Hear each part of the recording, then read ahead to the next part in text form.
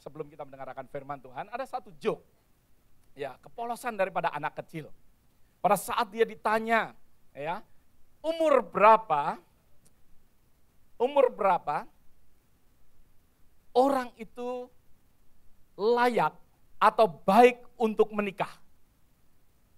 Kira-kira jawaban saudara, ya, yang sudah dewasa jawabannya apa? Ya, saya nggak perlu tanya satu persatu, saudara bisa renungkan. Tetapi seorang anak yang berumur 9 tahun, dia mengatakan, umur yang paling baik untuk menikah, yaitu umur 3 tahun dan 70 tahun. Pada saat ditanya, guru sekolah minggunya heran. Kok jawabannya umur 3 tahun sama 70 tahun? Dia heran. Dan ditanya, hey little girl, kamu kok menjawab 3 tahun dan 70 tahun? Dia katakan, pada saat 3 tahun, saya nggak pernah harus membuat homework, ya, nggak pernah bekerja, saya bisa bersama dengan suami saya. Ya. Dan umur 70 tahun, kakek saya juga tidak bekerja, tidak sekolah, bisa bersama dengan nenek saya selama-lamanya di rumah. Dan begitu romantis dia katakan. Nah, seringkali dalam kehidupan kita, ya, kita tidak berpikir seperti anak-anak yang demikian. Maka itu setiap hari sekarang Pak Simon dengan Tante Mary pacaran melulu. Ya, karena sudah umur 70 tahun, ya. Dan saat ini saat yang indah untuk Pak Simon dan Tante Mary. Tepuk tangan untuk mereka. Haleluya. Ya, sayangnya dia sudah menikah dulu. Ya, pada waktu umur berapa nggak tahu, umur belasan mungkin Pak Simon. Ya, dan juga ada seorang anak, ya, lagi pada waktu dia ditanya, ya, kenapa kamu kok kepingin masuk ke surga? Dia katakan, aku pengen masuk surga karena my brother bakal nggak masuk surga. Dia katakan demikian, karena aku nggak mau bersama-sama dengan dia. Nah, ini joke daripada anak-anak kecil dan benar, saudara. Hal-hal ini benar-benar terjadi. Seringkali dengan kepolosan mereka, ya, mereka menjawab dengan apa adanya, ya. Karena guru sekolah minggunya mungkin mengatakan bahwa kalau anak-anak nakal nanti kamu nggak masuk surga dan lain sebagainya begitu, ya. Meskipun itu nggak totally benar gitu, ya, nggak totally benar, tetapi sering itu yang diambil oleh anak-anak. Karena mungkin kenakalan brothernya nggak akan naik ke surga, dan maka dari itu dia mau ke surga karena brothernya akan di neraka. Ya, nah, hal-hal yang demikian yang sering terjadi. Juga ada salah satu anak ditanya, kamu tahu isi Bible itu apa? Ayo coba, isi Bible itu apa? Seorang mengatakan, anak kecil mengatakan, isi Bible itu buletin dan amplop persembahan, katanya.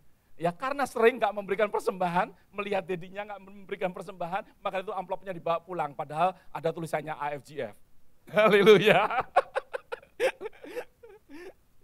Saudara, seringkali anak-anak polos sekali, ya, dengan Bible yang sering warta jemaat, ya, baik warta jemaat dibawa, ya, daripada saudara tinggal di sini, ya, lebih baik dibawa pulang. Anak-anak kita memperhatikan, dan envelope yang saudara bawa pulang pun juga anak-anak saudara ternyata ada yang memperhatikan. Ada amin, saudara? Nah, hari ini saya ingin menyambung akan firman Tuhan kemarin yang disampaikan oleh Romo John, ya, yang bertemakan yaitu kita adalah saudara. Kita adalah saudara, kita diingatkan kembali bahwa setiap daripada kita adalah saudara, ya, kita adalah saudara. Nah, supaya kita hidup sebagai saudara, hidup di dalam kasih persaudaraan, satu dengan yang lain, kita hidup sebagai saudara, hidup berdamai satu dengan yang lain. Bahkan kita pun menjadi berkat bagi saudara-saudara kita yang lain. Kita diajarkan secara demikian. Maka itu menyambung akan firman yang dibawakan kemarin oleh Pastor John. Maka itu hari ini saya ingin untuk membagikan akan berkat Natal, yaitu bahwa saudara tidak hanya mempunyai saudara di dunia ini, saudara mempunyai, ya, kita bisa menjadi saudara daripada Yesus Kristus sendiri. Ada amin, saudara. Kita mau belajar bersama-sama. Kita tidak hanya sekedar saudara, ya. Kita tidak hanya sekedar saudara satu dengan yang lain, tetapi kita, setiap daripada kita yang percaya kepada Dia adalah saudara daripada Yesus Kristus. Ada amin saudara. Sepertinya saudara nggak yakin hari ini bahwa setiap daripada saudara adalah saudara daripada Yesus Kristus. Mungkin saudara masih ragu, nggak apa-apa. Nggak apa-apa. That's why saya akan membawakan akan firman ini. Supaya kita tidak hanya sekedar menjadi saudara satu dengan yang lain. Tetapi kita boleh menjadi saudara daripada Yesus Kristus. Pada saat kalau kita melihat di dalam cerita Natal, bukan hanya sekedar cerita. Bahwa Yesus Kristus ada di dunia ini melalui akan keluarga. Di mana di dalam keluarga yang jasmani itu, ada sesuatu kalau kita boleh melihat kehidupan daripada saudara, relationship antara brother dan sister. Dan dari relationship secara jasmani atau lahiriah atau darah dan daging ini membawa kita kepada dari satu keluarga yang jasmani dibawa kepada suatu keluarga yang rohani. Yaitu setiap daripada kita menjadi keluarga daripada Allah sendiri. Ada amin saudara. Saudara dan saya dipanggil untuk menjadi keluarga daripada Allah. Bukan hanya saudara satu dengan yang lain. Bukan karena saudara berasal dari Indonesia, sama-sama kita saudara. Bukan mungkin kita sama-sama mungkin mempunyai latar belakang last name yang sama sehingga mungkin kita berpikir bahwa kita adalah saudara, ya. Tetapi yang dari jasmani itu Tuhan bawa kita kepada yang rohani. Yang jasmani itu Tuhan membawa menjadikan setiap daripada kita yaitu keluarga daripada Allah. Nah, Yesus Kristus juga mempunyai akan saudara. Bukan hanya kita, tetapi Tuhan Yesus mempunyai brother and sister. Berapa banyak percaya? Ya, hanya beberapa yang percaya. Ya, bahwa Tuhan Yesus mempunyai brother and sister.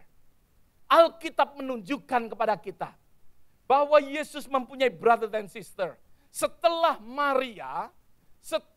Maria mengandung Yesus dan melahirkan, maka dari itu Maria dan Yusuf hidup sebagai suami dan istri.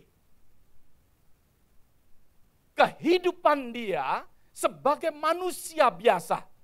Maria dan Yusuf sebagai manusia biasa. Sebagai relationship antara suami dan istri sebagai manusia yang normal. Maka dari itu dikatakan di dalam Matius pasal yang pertama. Mari kita buka bersama-sama. Matius pasal yang pertama ayat yang ke-24.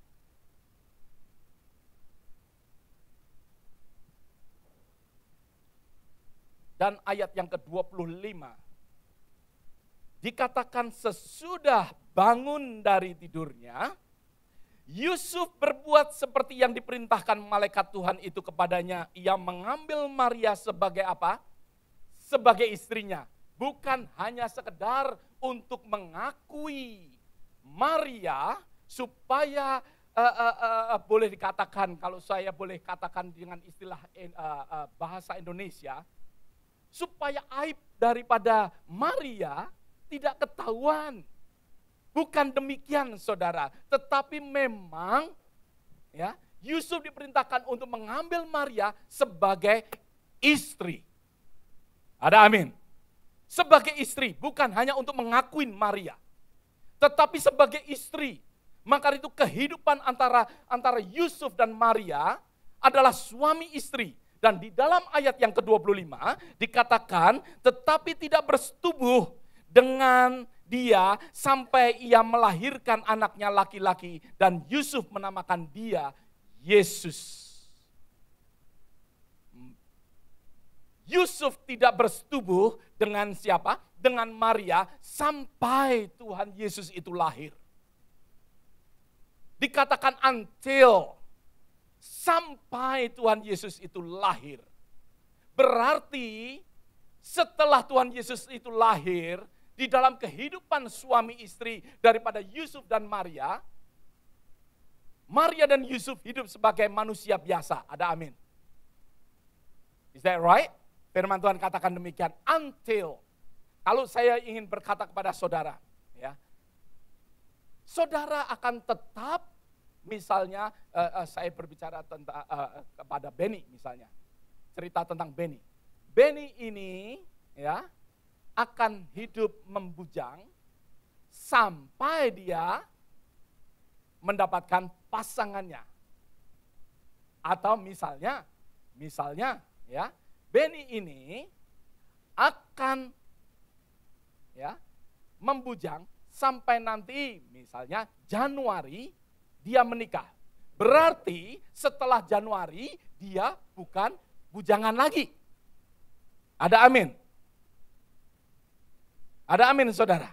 Maka dari itu firman Tuhan jelas sekali. Siapa yang mengatakan bahwa Maria itu tetap virgin? Maria virgin pada saat ya dia bersama saat dia ada Yesus di dalam kandungan. Tetapi setelah melahirkan Yesus, Maria sebagai apa? Manusia biasa. Tidak virgin anymore. Tidak apa? Tidak virgin apa? Tidak perawan lagi. Tidak perawan lagi. Maka dari itu dikatakan bahwa ya until she had brought her firstborn son, ya. Maka itu sampai dikatakan ya dikatakan ini. But he had no union, ya, berarti tidak ada sesuatu hubungan persetubuhan antara Yusuf dengan Maria sampai. Tapi setelah itu Maria dan Yusuf sebagai manusia biasa. Manusia biasa di mana dia melakukan sesuatu kehidupan yang normal, yang biasa sebagaimana manusia. Bahkan di dalam kitab Matius pasal yang 13 ayat yang ke-35 kalau saudara bisa baca, di situ dikatakan bahwa Maria ya kita buka bersama-sama di dalam Matius. Saya hanya ingin kutip beberapa ayat supaya kita dengan jelas sekali Tuhan Yesus mempunyai brother and sisters di dalam hal jasmani, ya, di dalam hal jasmani. Dia mempunyai kakak dan adik. Saya nggak tahu pada saat mereka sudah dewasa, mereka celebrate Christmas atau enggak ini. Satu dengan yang lain, ya. Maksud saya itu kalau kita ini sekarang nanti Christmas merayakan akan ulang tahun daripada Yesus, tetapi ada adik-adik daripada Yesus, ya, dulu merayakan atau enggak, saya enggak tahu, ya. Tetapi yang jelas Yesus mempunyai apa? Adik, ya, mempunyai adik karena Yesus yang terbesar. Ada